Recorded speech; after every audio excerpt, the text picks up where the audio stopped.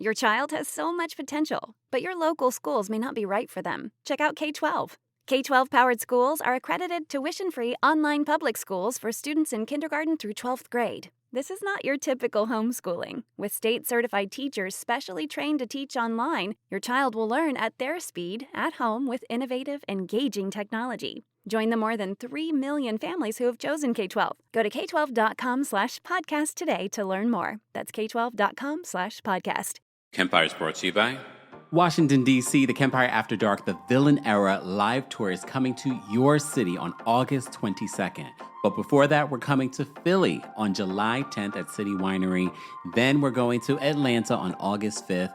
Then we're going to Washington, D.C., and this is going to be an all-new show, all new hot topics, all new reality TV conversation, and all kinds of amazing guests and surprises. Be sure to get your tickets today, and don't forget, we're coming back to New York City on September 12th. Go get your tickets. There's also a live stream option exclusively for the New York City show. More information will be available in the description. You're listening to KEMPIRE here on the KEMPIRE Radio Network. It's day 16 of the Sean Diddy Combs trial, and a Cassie Ventura friend is testifying that Diddy once referred to himself as the devil and dangled her over a balcony. We have that and so much more in day 16 of your Diddy trial updates here on the KEMPIRE channel. So we are back for our weekly update, a daily update, more than weekly, when it comes to the Sean Diddy Combs trial. Yesterday we had a lot that played out. A lot is playing out today. Another victim is testifying today. Bryana has taken the stand. We're going to talk about that, but I want to give you just a summary of what played out yesterday, because we have quite a few new people that are probably not going back and listening to our playlist. There's a Diddy trial playlist that we've created for the channel, so be sure to check that out on our actual channel page. But some of you are not going back and listening to that. That's fine, I understand. We're on day 16. It's a lot, but some of you might. However, for those that are just behind yesterday's, just a reminder with some of the things that played out. So our friends over at NBC are just giving us of what we can expect for today's testimony. It said Frank Piazza, a forensic video expert, and Briana Bongolan, who alleges that Combs dangled her over an apartment balcony, may testify today. She is already on the stand at the time of this recording. Yesterday's prosecutor said that they were concerned about victim 2's identity, Mia, who is referred to with the pseudonym, victim 2 is Jane. Victim 4 is Mia, sorry. So they say that who is referred to with the pseudonym Jane is expected to take the stand tomorrow. Eddie Garcia, a former security supervisor at the Intercontinental Hotel in Los Angeles, testified yesterday that Combs and his team desperately wanted to get the sole copy of the security video that showed the music mogul attacking Ventura in March of 2016. We also did a special yesterday telling you, will Christina Curran, KK, his chief of staff, actually testify at some point during this trial? And I speculated, because when we did our collaboration with Kirsten Brown, a prosecutor in Los Angeles, she says that she believes that Cassie Ventura isn't the star witness. She believes that more is to come. And I said, Christina Curran has been mentioned so many times. It wouldn't shock me that Christina Curran is the star witness, because she knows where the bodies are buried. Her name has been mentioned multiple times in civil lawsuits and during this trial. And the other thing that I want to mention, when we talk about Eddie Garcia, former security guard, being enamored by Diddy and doing Diddy's deeds, it's a reminder, because I feel like there's such a hypocrisy when a woman talks about doing things for Diddy versus when men do it. Why don't we have the same energy for men that do his deeds? These big grown men that shouldn't be, quote unquote, afraid of him, were afraid of him and were willing to do things for money. But no one really says anything about that. But I wanted to highlight that. So Eddie Garcia, a former security supervisor at the Intercontinental Hotel, which is now closed, testified yesterday that Combs and his team desperately wanted to get the sole copy of the security video that showed the music mogul attacking Ventura in March of 2016. I don't know if it came out yesterday what happened with that video footage. Again, I would have to go through the testimony. Obviously someone kept a copy, even though telling Diddy that they got rid of all the copies and that they gave him the sole copy. So in exchange for $100,000 divided among the hotel security team members, Garcia testified that he signed a non-disclosure agreement that called for his silence and the destruction of evidence. Garcia admitted on the stand that he was, quote, so nervous about the NDA that he didn't read it all before he signed it. He said that Combs presented stacks of cash in a brown paper bag and that he used his share of the money to buy a used car. A woman, as you know, yesterday disrupted the court, shouting in Combs' defense, "It's not right what they're doing to him. Diddy's innocent." The judge ordered court marshals to escort her out. The uproar unfolded before the jury was seated. So that was one of my questions yesterday. Were the jury in the room when she did this? Maybe she was planted to do this. I don't know. I do believe that there are people that actually, I literally was talking with someone today that believes that Diddy is innocent. So then there's that. There are people that think that R. Kelly's innocent. They're fans of R. Kelly still, despite everything. Fine. Derek Ferguson, the former chief financial officer at Bad Boy Entertainment, testified also yesterday and detailed the structure of Combs' businesses. If anything, even though this was a prosecution witness, it felt like it was a defense witness. However, the prosecution had the reasons why they wanted Derek up there. They wanted him up there to confirm this transfer of $20,000 from Cassie Ventura's mother, Regina Ventura. His testimony confirmed that Combs had a signatory power over the funds, and prosecutors will likely use this to argue that Combs may have run a criminal enterprise. Ferguson stated that he never witnessed Combs commit violence or SA, but he did confirm that a $20,000 payment was made from Ventura's family to Combs in December of 2011. Ventura's mother, Regina Ventura, previously testified that Combs demanded the family pay $20,000 to keep him from releasing a sexually explicit videos of Ventura after he learned that she was seeing rapper Scott Mescudi, also known as Kid Cudi. She also told the court she received the money back days later. Bryana, Bongolan, a friend of Combs' former girlfriend and key government witness Cassie Ventura, invoked her Fifth Amendment right against self-incrimination. The witness has been told that she won't be prosecuted as long as she tells the truth on the stand, prosecutors said. It wasn't immediately clear what Bongolan could say that would put her into legal jeopardy. Bongolan has alleged that Diddy dangled her over an apartment balcony during a previous altercation. And if you have followed the Shots Our Friends over Inner City Press, some of her testimony, she did implicate herself in regards to providing drugs to Cassie and to Diddy.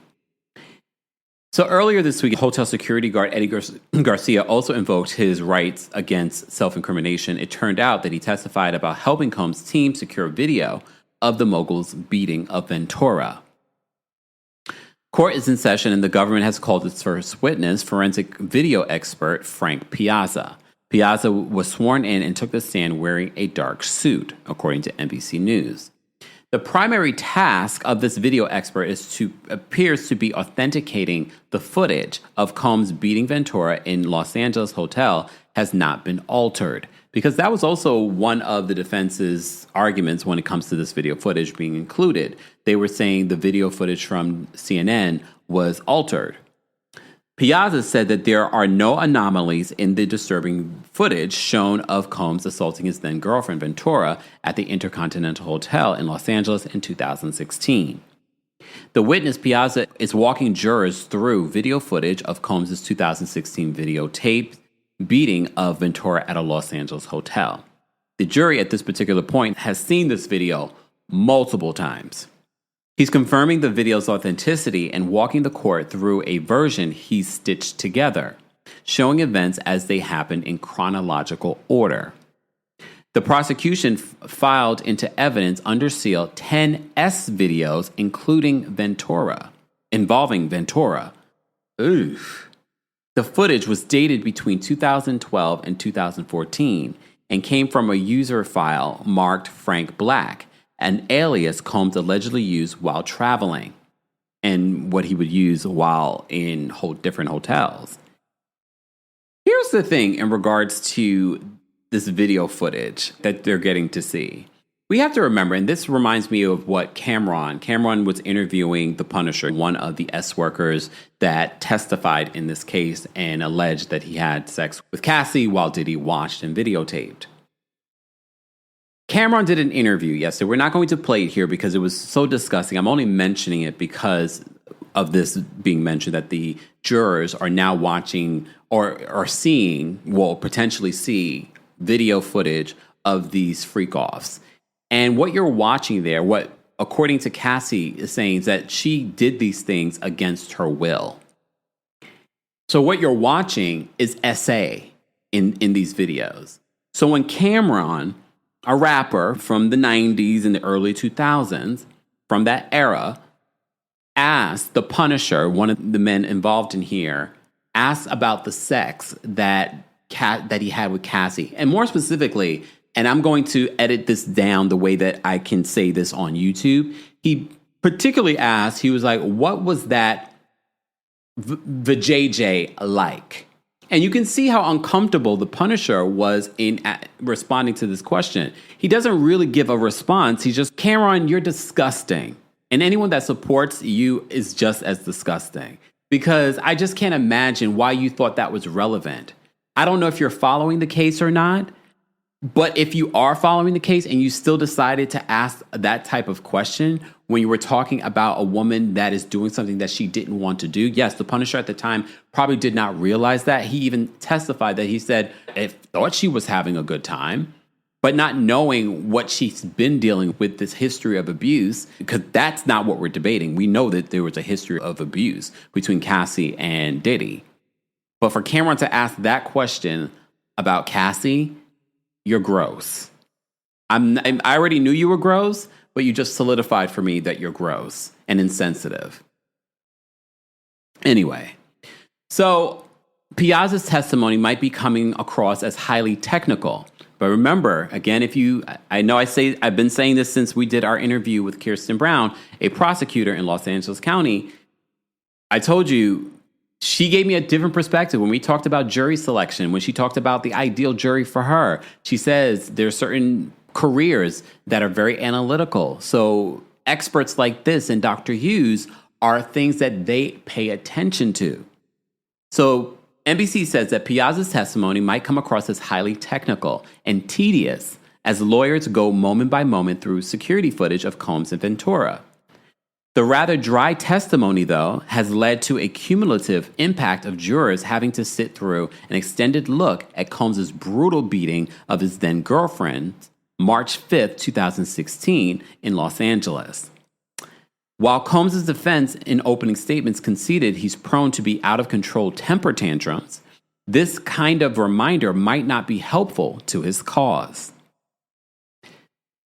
The government now has called Ventura's friend Bryana Bongolan to the witness stand. Earlier today, Bongolan cited her Fifth Amendment rights against self-incrimination, and prosecutors have said that she won't be prosecuted as long as she testifies truthfully. So that's important. Immunity does not protect you from perjury.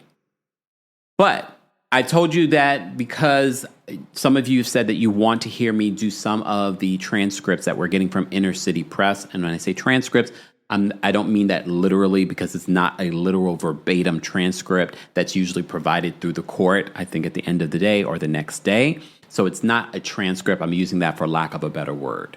But I will cite my source, Inner City Press, who's been covering this case and doing a fantastic job. So shout out to them. Go give them a follow if you want to see everything that they've been covering, because they don't just cover the Diddy case, they cover other cases as well. So let me get to where Briana starts testifying from our friends over at Inner City Press on X. All right, let me scroll back. All right, so let me see. Again, because the way Twitter threads work, guys, and I'm going to keep this in just so you guys see what I'm going through in order to get through things. And Inner City Press was having issues before in regards to technical issues because of X, in regards to keeping the thread going. Okay, so let's move on. This is Piazza's testimony. I want to get to, and literally I had just moved this to Briana's testimony. So the government calls Bryana Bongolan. What else are you called? Briana says Bana. AUSA says, what do you work in? Fashion design. What did Mr. Combs do to you? Held me over a 17th story balcony. Any after effects? Night terrors. I wake up in my sleep. Who is this? Shows a photo. It's Cassandra Ventura, Cassie, my friend. I met her in 2013 at Young and Reckless, the streetwear company, then at Diamond Designs. How would you describe Cassie's relationship with Mr. Combs? Volatile. I did not want to meet him right away. I had seen a black eye. She begged me to meet him. Did you design work for Mr. Combs? A little. Where did Mr. Combs live? I think like Beverly Hills. Objection from Combs' attorney. Ask another question, the judge says. Do you know the name of the street? She says, Mapleton, 200 South Mapleton. What did you do with Cassie? Drugs. And we'd go shopping. We'd hang out with Deontay and others. Remember, Deontay Nash was a stylist that testified as well, I believe last week. All the weeks are folding together at this point. In this photo of you, Cassie, shopping, ? Yes, in April of 2016, Puff texted Cassie, asked where she was, sent a list where we'd been. Have you and Cassie told Mr. Combs where you were? Bongolan says no. How did it make you feel? Objection from Diddy's team. Overruled, the judge says. Like, oh my God, he knows where we've been. This is what Bongolan says. Where would you sleep at Cassie's, couch or balcony? Did Mr. Combs come over? She says, yes, he banged on the door and came in. Do you know how? I don't know. He was upset. He threw a knife in her direction. And she threw it back. He left swiftly. Were you doing drugs? She says, I don't remember.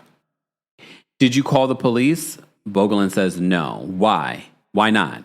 I was scared. Did you see injuries on Cassie?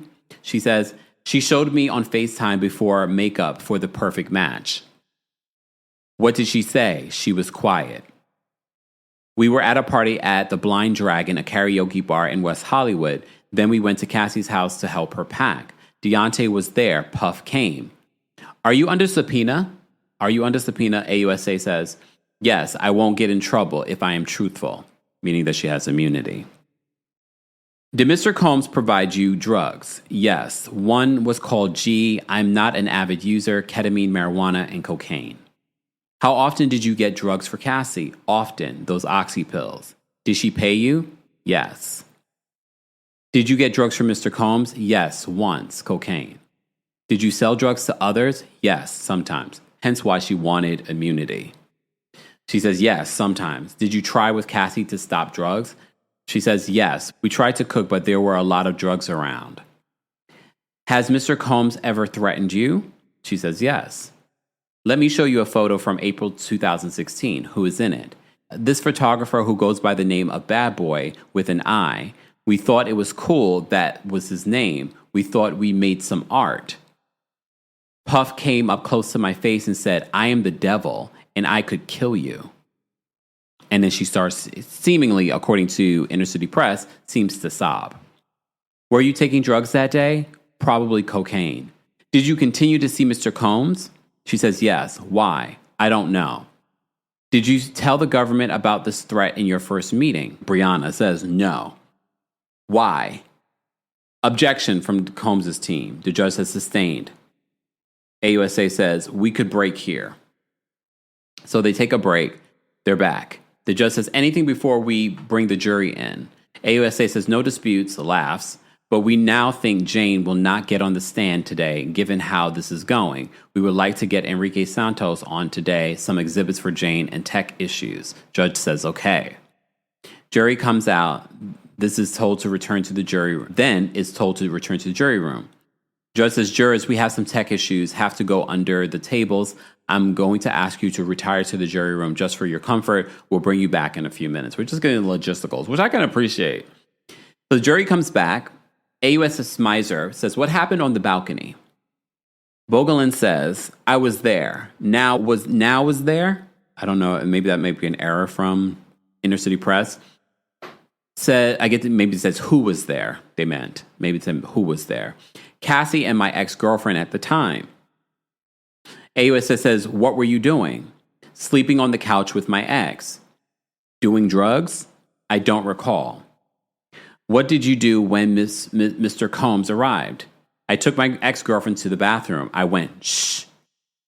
Why? I didn't want to expose her to what I saw. Then, went out to the balcony and either lit the blunt or was about to.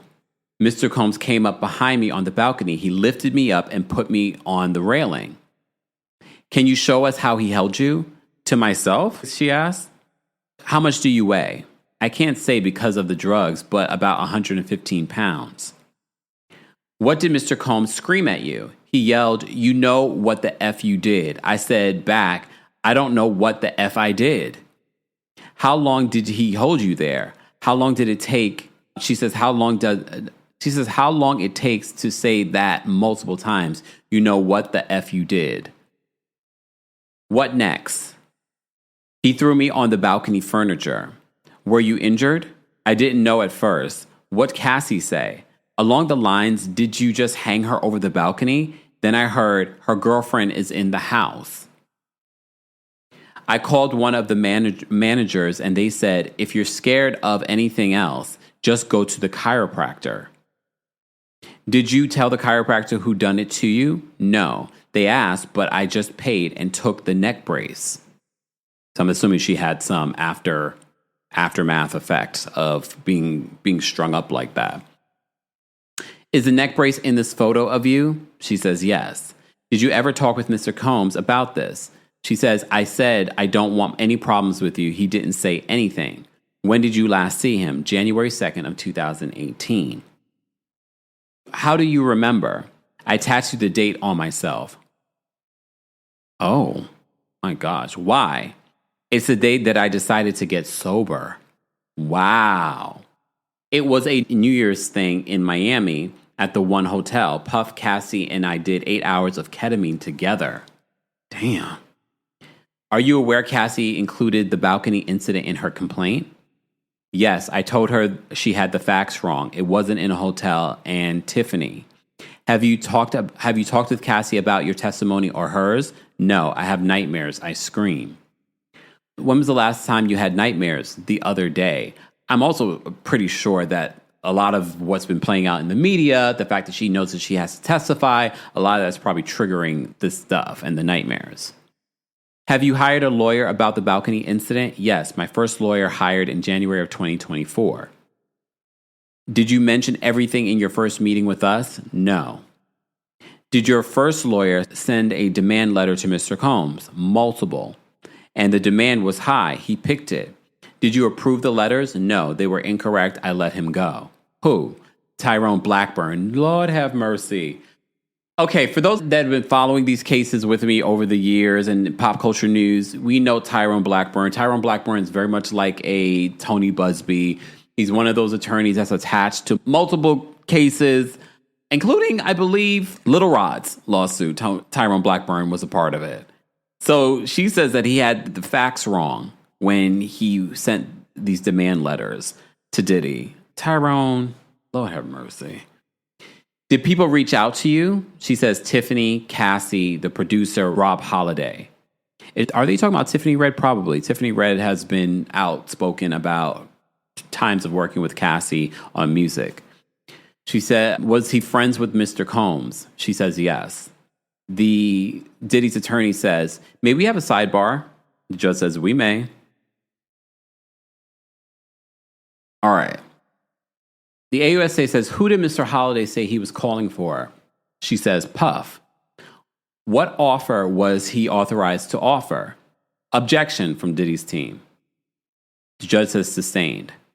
AUSA says, how did you feel during the call? I declined the offer. The Combs' attorney says, not responsive. Justice sustained. Move on unless you are prepared to ask some of the foundational questions we discussed at sidebar. AUSA says, did you talk with him again? She says no. This is important to note because we're talking about another Diddy employee reaching out in regards to a case. That's important to note when we're talking because everyone keeps saying, oh, this is just DV charges. It's not. They're creating this enterprise that they need to form in order to prove their case. So after yet another sidebar, the judge says the objections are sustained, move on. Smizer, the AUSA, says, your lawsuit, did you write it? Bongolan says, no. How much is being requested? $10 million. AUSA says nothing further. Your child has so much potential, but your local schools may not be right for them. Check out K-12. K-12 powered schools are accredited tuition-free online public schools for students in kindergarten through 12th grade. This is not your typical homeschooling. With state-certified teachers specially trained to teach online, your child will learn at their speed, at home, with innovative, engaging technology. Join the more than 3 million families who have chosen K-12. Go to k12.com/podcast today to learn more. That's k12.com/podcast. Judge says cross. Combs' attorney says yes, please. Combs' attorney says, I need you to ask you some questions. You have immunity as long as what you say today is true, right? She says yes. Who decides if you're lying? The prosecutors? ? Miss Bongolan, you were a graphic designer? Yes. You and Cassie would work on designs including at her hour, true? She says yes. All right, you were focused on a t-shirt design. There were a lot of things. She asked you to come over? She says yes. You suggested Cassie do a photo shoot in the pool in just a t-shirt. That wasn't the first idea, but yeah. You began to feel comfortable with her. Sounds around about right. Or sounds around it, she says. You spent the night? Yes. You went to parties with Cassie? Not going to parties, we partied. Meaning probably drugs. Okay, did you do a lot of drugs with Cassie? Yes. How did marijuana make you feel? Sometimes hungry. AUSA says, how does ecstasy make you feel? Uplifted. How about G? Like the negative parts of alcohol. Perk? I threw up. Cocoa Puff? That was Cocoa Puff. Blunt with weed and cocaine. Oh, so she explains. She explains what it is. Blunt with weed and cocaine. Didn't Whitney call it something else? I can't remember. Because I remember Whitney talking about this. May she rest in peace. All right, before we move on, because I'm doing this literally as this is going on, so I'm going to wait for this to get updated as we go through a summary of some of what Bryana is testifying. And again, this is coming from our friends over at NBC News. But before we move on, as a reminder, guys, if you haven't already, be sure to like this video. It's an easy and free way of supporting not just my channel, but other channels as well. We are also adding additional content, extended versions of the Diddy trial updates on the KEMPIRE podcast. Subscribe today on Apple Podcasts and Spotify. While you're there, don't forget to give us a 5-star review. Thank you in advance. So just a summary of what we've gone over. NBC News says Bongolan testified that Combs held her over a 17th-story balcony in 2016 before throwing her onto the balcony furniture. The mental effects of the assault left her with night terrors, she told the court. She added that there were times where she would scream in her sleep. Ventura mentioned the balcony incident without naming Bongolan in her 2023 lawsuit against Combs. Remember, a lot of people were speculating that the person held over a balcony was Wale. He's denied that. Rapper Wale. Ventura also testified about the incident while on the witness stand last month. Bongolan testified that she witnessed Combs throw a knife at Ventura during a violent outburst at her apartment. Bongolan didn't recall the exact year when the incident unfolded, but said it happened in the middle of the night at Ventura's place in Los Angeles. Ventura picked up the knife and hurled it back at Combs, the witness said. Both their throws missed. One interaction Bongolan recalled while on the witness stand was a moment in which Combs allegedly told her something along the lines of, I am the devil and I can unalive you. He said the K word. She told the court that she was terrified. Bongolan also testified that she had taken cocaine at the time of the incident, which might be helpful towards the defense, saying that, is she a reliable witness? She was inebriated with many drugs with Cassie during these times. Is she going to remember anything? Maybe not. All right, so they recessed for lunch after that testimony, and now they're back. Bongolan testified that she was dangled over the 17th-story balcony for maybe 10 to 15 seconds while Combs yelled, you know what the F you did. She said that she had no idea what he was talking about and told Combs as much, Bongolan said. Combs allegedly came up behind her and lifted her above her chest to hold her up against the balcony, she told the court. Bongolan described herself as 5'1" at the time and weighing roughly between 100 and 115 pounds. She told the court that she was trying not to slip while pushing back on Combs because she was scared that she was going to fall. Ventura was in the nearby room and didn't witness Combs allegedly dangling Bongolan over the balcony, but she was nonetheless shocked by the incident, the witness said. He threw me on the balcony furniture. It definitely hurt. Wasn't sure if she was injured, Bongolan told the jurors. Cassie was in the bedroom, but she came out and heard her voice. Her tone was in disbelief. A day or two after the balcony incident, Bongolan said that she received a FaceTime call from either Combs or someone on his team. She told the court that she repeatedly stated that she didn't want to have problems with Combs, but Combs didn't say much. Bongolan testified that Combs put his hand over his head while looking into the camera, trying to have remorse.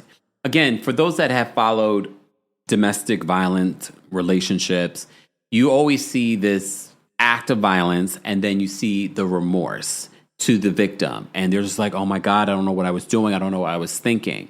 So I'm pointing that out for those that are not familiar with those types of incidences. And this is what she's describing. Because mind you, she's telling us the story and till this day, we don't know why he was reacting that way. Was he reacting that way just because he himself was paranoid from drug use and things like that? I don't know. After Combs allegedly dangled Bongolan over the balcony, she said that she was left with lasting psychological impact. Bongolan testified that she had nightmares and used to scream in her sleep. She added that she dealt with feelings of paranoia, sometimes peeking her head out of her own home just to make sure that the area was clear. The witness said that she sued Combs for $10 million in order to seek justice for what happened to me on the balcony. When Bongolan was asked by the prosecution if she could give away $10 million for the balcony incident to have never happened, she unequivocally said yes. Combs' attorney, Nicole Westmoreland, began cross-examination Bongolan by asking her again about the immunity order she was provided for her testimony. Westmoreland clarified that the protection against prosecution only works if Bongolan is truthful. She then followed up by asking Bongolan who she understands has the power to decide whether or not she is lying. The prosecutors, Bongolan, answered. Going back to Inner City Press's transcribing of what they're hearing in court, Diddy's attorney says, "You would agree with me that you and Cassie had a serious drug problem?" She says yes. "You sold drugs to Cassie a lot?" She says yes. You got her hundreds of pills? Bongolan says yes, they were hers. Name the drug dealers. I don't know if I can, she says.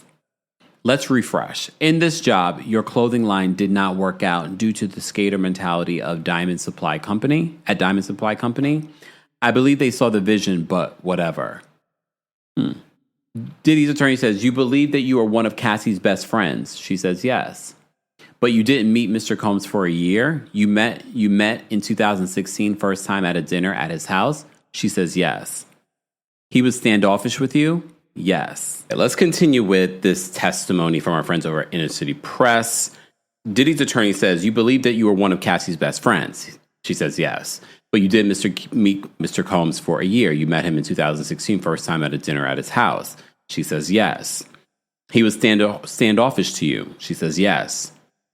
Did you talk to Deontay Nash after his testimony? She says yes. But not about his testimony, right?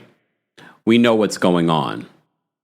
Diddy's attorney says, you don't need to talk because objection, AUSA says. Justice sustained. You hired Tyrone Blackburn, I'm sorry, every time I see this, to sue Mr. Combs. It was to seek justice. Your definition of justice is to sue Mr. Combs?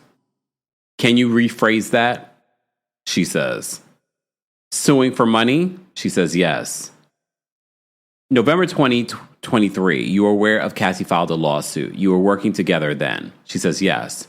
May we have a sidebar? AUSA says. Judge says you may. All right, they go to their sidebar. They're back. Cassie included the balcony incident in her lawsuit. True. Cassie said this happened at a hotel. True.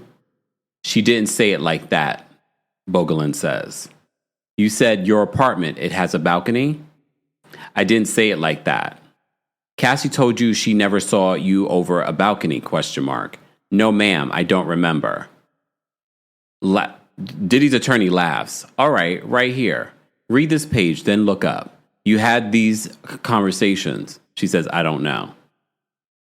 About this alleged balcony incident, you and Miss Ventura talked about the date, the police, who was there.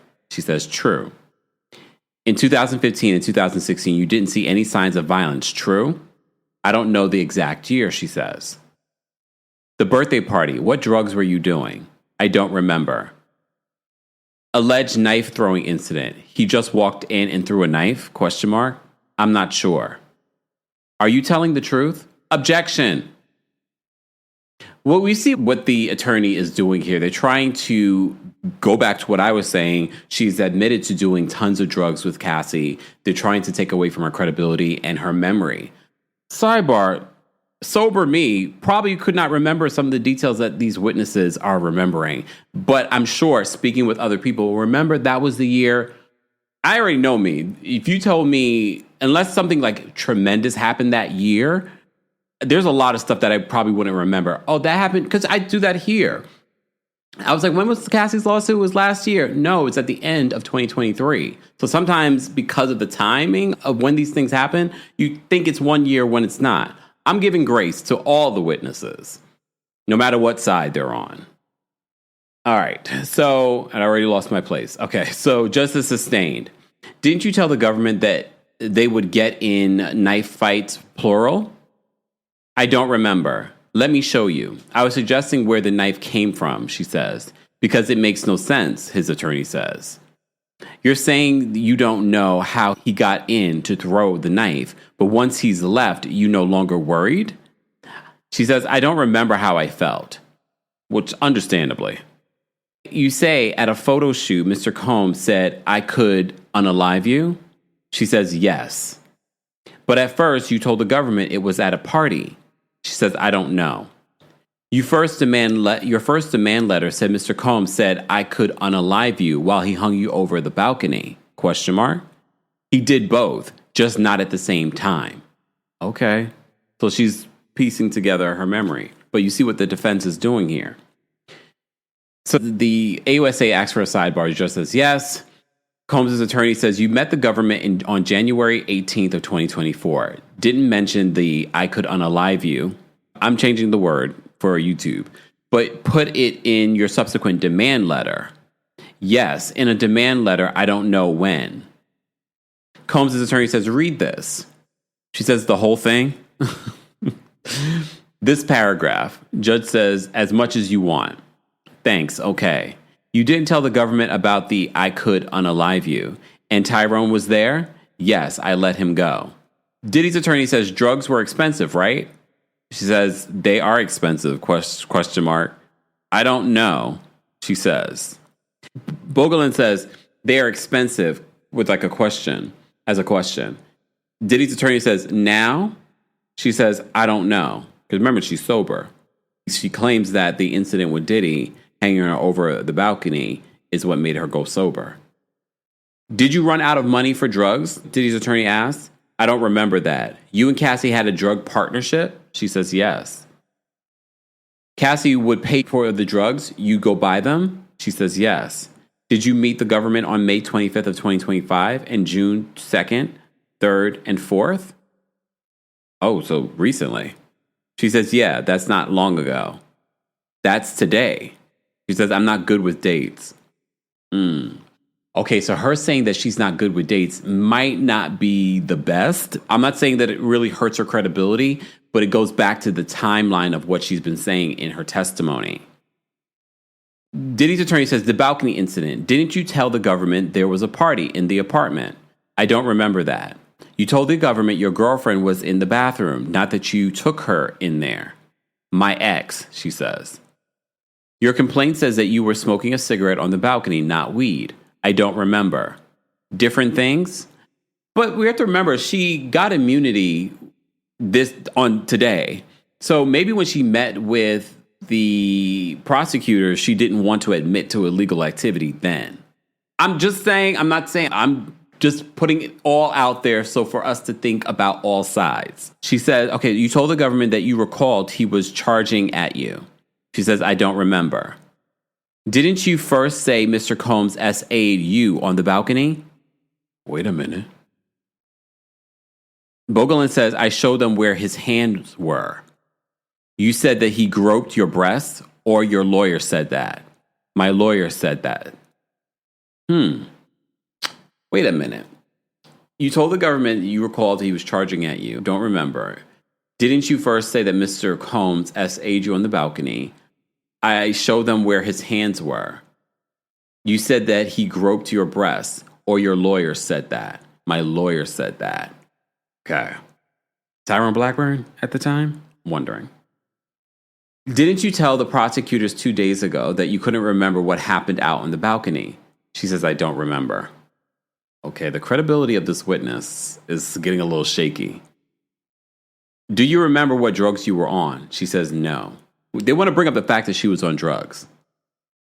Westmoreland says, didn't you tell the government you took Molly, G, and cocaine? That's a lot of drugs, she says. Didn't you take them all? No, all on that, not all on that night. The judge asks Diddy's attorney, how much more do you have? He says, how much can I get? Laughs.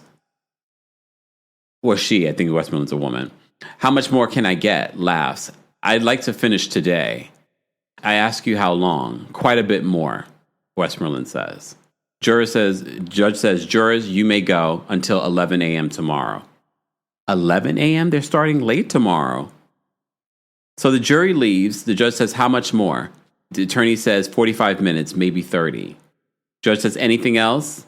AUSA says, I emailed you during the afternoon about a pseudonym order for Jane. That's victim 2. They have the docket there. Combs' attorney, Shapiro, says there has been a chilling effect on media coverage, even of the demeanor of the witness. The judge says, I don't think people in the courtroom and the other courtrooms were trying to violate the order, nor do I think they were chilled. Then they were the arguments. Shapiro says, I disagree that there have been no chilling effect, at least with respect to the mainstream press. Judge says, I think I will be reading the order. What order? When will any of this be docketed, according to Inner City Press is asking. Now we can't, this is Diddy's attorney. Now we can't even talk to him on the phone. He has the minutes, but can't call us. They're talking about Diddy, because remember their big fight was the fact that they wanted more time with Diddy. And the judge says, I'm going to try. But again, when we think about other people that have been in similar situations as Sean Diddy Combs, they're not getting special privileges in regards to meeting with their attorneys. Now we can't even talk to him on the phone. He has the minutes, but he can't call us. It says you have no minutes. The judge says, what does MDC legal say? That's the detention center. Donaldson says that he has no minutes. Then the judge says, can he use core links? The defense says, that's not like texting. It can be on 48-hour delay. I will issue an order. See you tomorrow. Okay. Let me get to our little summary, because we love our good summaries. So let me scroll down to our summaries. Maybe they'll explain to us why they're meeting late tomorrow. And you guys are getting this a little bit late today because I have errands to run as well. So I had to take a little bit of a break, but I'm back. My lunch break happened. The witness said that she sued Combs for $10 million in order to seek justice for what happened to me on the balcony. When she was asked about the prosecution if she could give away $10 million for the balcony incident to have never happened, she unequivocally said yes. I can't even imagine. 17 floors?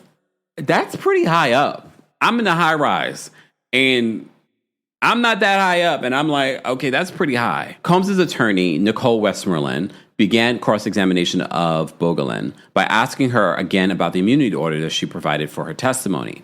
Westmoreland clarified that the protection against prosecution only works if Bongolan is truthful. She then followed up by asking Bongolan who she understands has the power to decide whether or not she's lying. She says the prosecutor. So we went through this. Bongolan testified both she and Ventura had once been very regular drug users when they were in Combs' social world. Under cross-examination, Bongolan confirmed that she did ketamine, marijuana, ecstasy, cocaine, and Vicodin in this time of her life. Bongolan said that one of her favorite drugs was a blunt with the sprinkles of cocaine. She says we had a problem. Bongolan testified under cross-examination that she reconnected with Ventura and worked for her in late 2023, around the time that Ventura filed her lawsuit against Combs. Defense attorneys probed Bongolan about her conversations with Ventura at the time, asking if they discussed the filing legal action as they worked. Bongolan said that she did speak to Ventura before and after Ventura filed her lawsuit, but the two didn't discuss it while working. The pair did discuss the balcony incident in relation to the location and the date it happened, Bongolan told the court. She also testified that Ventura asked if she could use Bongolan's name in her lawsuit when discussing the incident, but Bongolan said no. The defense tried to discredit Bongolan's memory of the alleged dangling incident, asking if she hasn't kept all details of it straight. Combs' attorney Westmoreland insinuated in questions that Bongolan couldn't recall from which direction the defendant came at her or what she might have been smoking at the time of the alleged attack.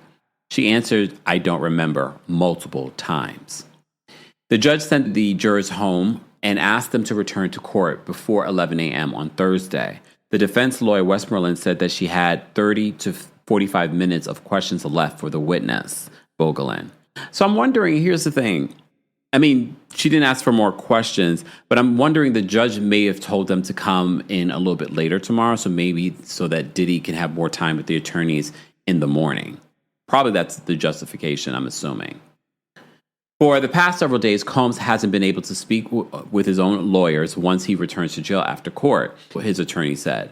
The defendant has 300 minutes on his books, but for some reason can't get in touch with lawyers at night, defense attorney Xavier Donaldson told the court. This is unacceptable, Donaldson said. Judge Subramanian said that he'll reach out to the jail and see what can be done. There is an email system for prisoners, core links, but that normally comes with a 24 to 48-hour delay. So that's not helpful, defense attorney Garagos said. Whoever's setting up Suge Knight's phone interviews needs to help them out.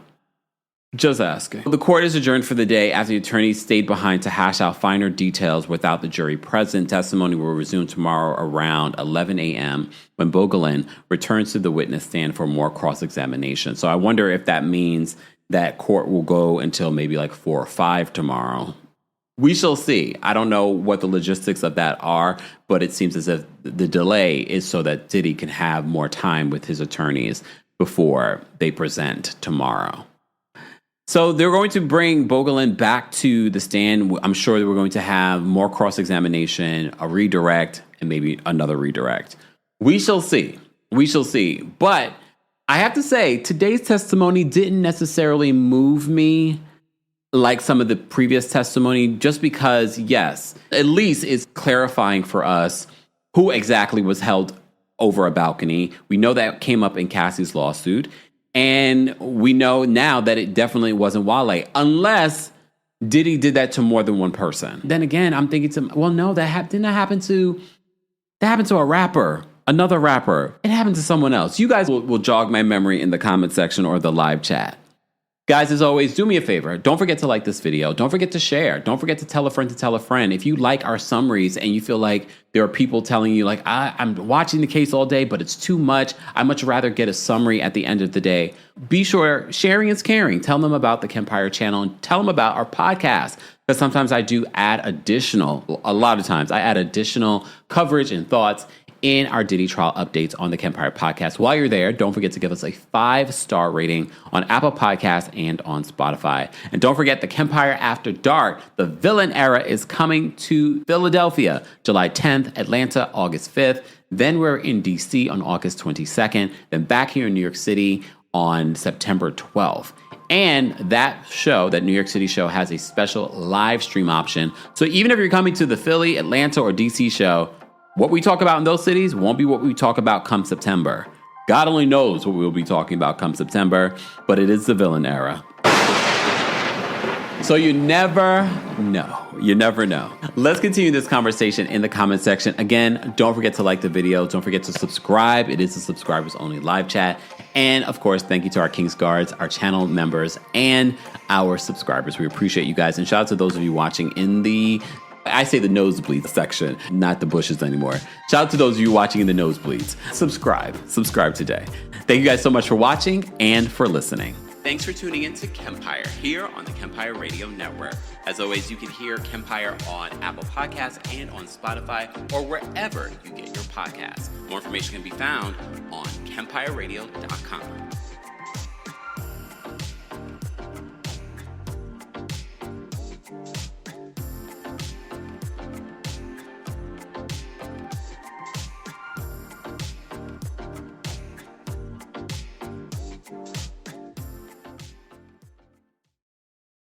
Your child has so much potential, but your local schools may not be right for them. Check out K-12.